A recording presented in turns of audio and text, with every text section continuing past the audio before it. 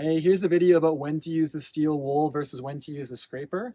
So overall, as long as the window is wet and soapy, the steel wool I think is even slightly less risky in terms of like potential scratching the window.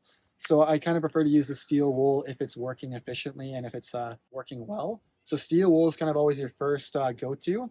If you're ever in the case where you're going over some stains, it's like construction debris and the steel wool is not working, or it's taking just way too long to do it, that's when you can pull out the window scraper. So I'd say if you can get the window all the way clean within 3 minutes with steel wool, then just use the steel wool. If it's going to take you longer than 3 minutes, then pull out the scraper and start using the scraper. The only other exception would be if there's like a big chunk of like, let's say like the guys who are working on the stucco sprayed some of like the stucco stuff on the window, and it's like kind of big chunks that are construction debris on the glass.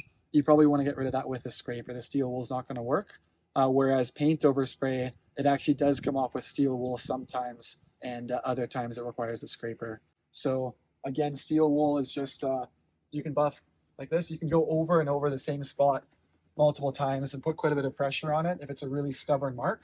If you end up squeegeeing that area there, you check it, and it's still not clean, then you can get it soapy again with the applicator, go to your scraper, and then really start working on that really trouble area like that.